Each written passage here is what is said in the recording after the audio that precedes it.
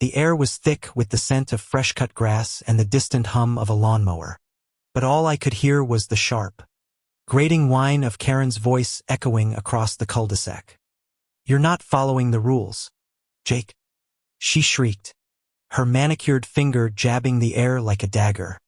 Her golf cart, a gleaming white monstrosity with a custom pink canopy, was parked crookedly on her driveway, its battery charger plugged into my outdoor outlet. My outlet, my electricity, my patience, fraying like an old rope. For months, Karen, the self-appointed queen of our HOA, had been siphoning power from my property to fuel her ridiculous cart, all while preaching about community standards and slapping fines on anyone who dared leave a bike on their lawn. I'd had enough. Today, the war began. I stood on my porch, coffee mug warm in my hand, the bitter taste mirroring the resentment bubbling in my chest. Karen had been running this neighborhood like her personal fiefdom since she moved in 2 years ago. Her emails were novels of complaints, trash cans left out past 7 a.m., hedges an inch too tall, kids laughing too loudly after dusk.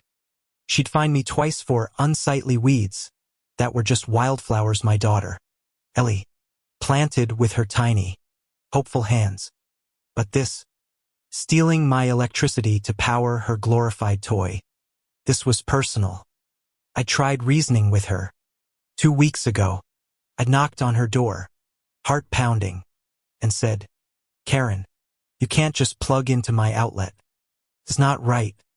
She'd laughed, her Botoxed face barely moving, and said, "Oh, Jake, it's just a little power.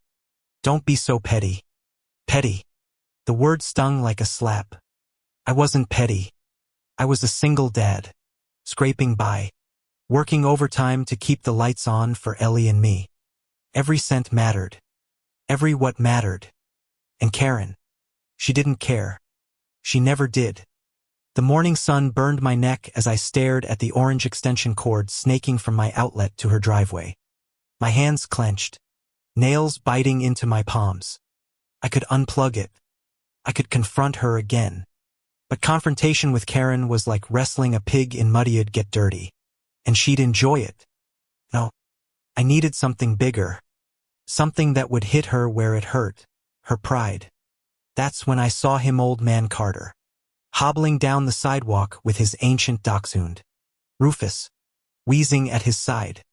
Carter was the neighborhood's unofficial historian, a quiet widower who'd lived here since the houses were just blueprints. He'd seen every HOA drama unfold, and he had a twinkle in his eye that said he knew more than he let on. "Morning, Jake," he called, his voice gravelly but warm. "Trouble with the queen bee again." I sighed, the sound heavy in my throat. "She's stealing my power. Carter.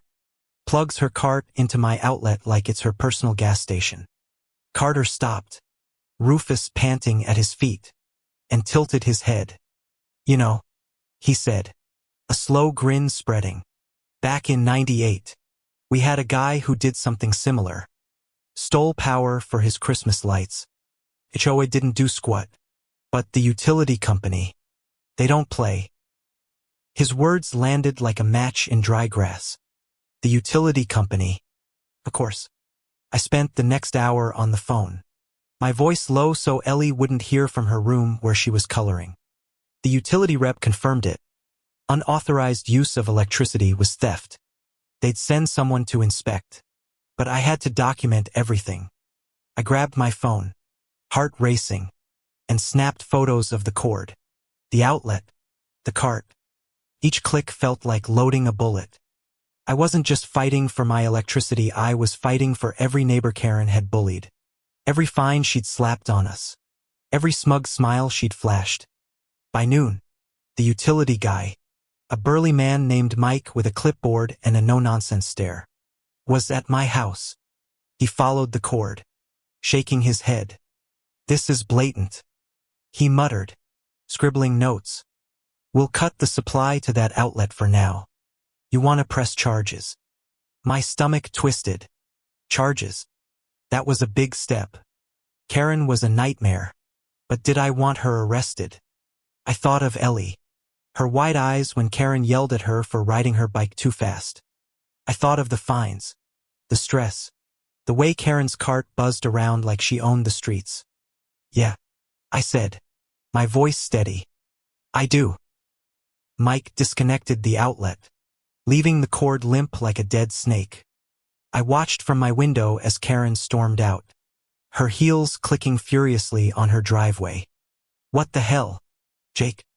She screamed, spotting me. Her face was red, her eyes wild. You cut my power. I stepped onto the porch, arms crossed, heart pounding but calm on the surface. It's my outlet, Karen. You've been stealing from me for months. She sputtered, words tripping over each other. This is outrageous. I'm calling the HOA board. You'll regret this. That night, couldn't sleep. The house was quiet except for the soft creak of Ellie's rocking chair in her room, where she'd fallen asleep reading. I sat at the kitchen table, the glow of my laptop casting shadows on the walls. I dug into the HOA bylaws, every word fueling my resolve. Karen had violated half a dozen rules, but no one ever challenged her. Why? Because she was relentless. Because she made you feel small. But I wasn't small. Not tonight. The next morning, a new player entered the game. Maria, the single mom who lived across the street, knocked on my door. Her dark hair was pulled back, her eyes tired but fierce. Jake, she said, her voice low. I saw what you did with Karen's cord. I want in. I blinked, surprised. Maria was quiet, kept to herself. But I'd seen Karen hassle her about her son's basketball hoop. She fined me $200 last month for clutter, Maria said, her voice trembling with anger. That's grocery money. She's out of control. I nodded, a spark igniting. This wasn't just my fight anymore. Maria had evidence of her own. Photos of Karen's cart parked illegally on common areas. Emails where Karen threatened her with eviction over minor infractions. We pooled our resources. A makeshift war room in my living room. Papers scattered across the coffee table. Ellie wandered in, clutching her stuffed rabbit, and asked, "Are you fighting the mean lady, Daddy?" I pulled her onto my lap, the weight of her small body grounding me. "Yeah, sweetheart," I said, kissing her forehead. "We're fixing things." The showdown came at the next HOA meeting, a stuffy affair in the community center that smelled of stale coffee and desperation.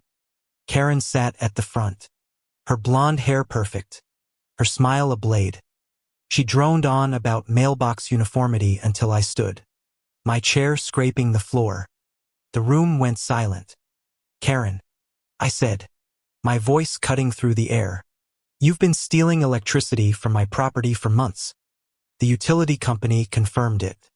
Theft. Gasps rippled through the crowd. Karen's smile faltered, but she recovered fast. "That's absurd," she snapped. "You're making this up to embarrass me." Maria stood next, holding up her phone. "And you've been harassing residents, Karen. Threatening fines for nothing. We have proof." She projected her photos onto the wall, Karen's cart blocking sidewalks, her emails dripping with venom. The room erupted in murmurs. Neighbors I'd barely spoken to nodded, their own grievances surfacing. Carter, sitting in the back, gave me a thumbs up, his eyes gleaming. Karen's face twisted, her voice rising to a screech. "This is a witch hunt. You're all jealous of my leadership." But the tide had turned. The board president, a meek accountant named Greg, cleared his throat. "Karen, we'll need to investigate these claims. You're suspended from the board. Effective immediately." Her gasp was audible, a sharp intake like a wounded animal. She stormed out, her heels echoing like gunshots. 2 days later, the police knocked on her door. I watched from my porch, Ellie at my side, her hand in mine. The officer handed Karen a citation for grand theft. Turns out her little power added up to hundreds of dollars over months. Her face crumpled, not with remorse, but with rage. She screamed about lawsuits, about ungrateful neighbors, but the officer just shook his head. "Ma'am, you'll need to come to the station." As her cart was towed away, impounded as evidence, the neighborhood felt lighter. The air smelled cleaner, the birds louder. Maria hugged me, tears in her eyes. "We did it," she whispered. Ellie tugged my sleeve, grinning. "The mean lady's gone, Daddy." I laughed, a sound I hadn't heard from myself in months. That night, I sat on the porch, a beer in hand, the stars sharp above. Carter shuffled by with Rufus, pausing to nod. "You shook things up, Jake," he said. "Took guts." I smiled, but my chest ached with the weight of it all. This wasn't just about a golf cart or a power cord. It was about standing up, about saying enough is enough. Karen thought she could bully us forever, but she forgot one thing: a community, when pushed too far, pushes back. And when it does, it's unstoppable.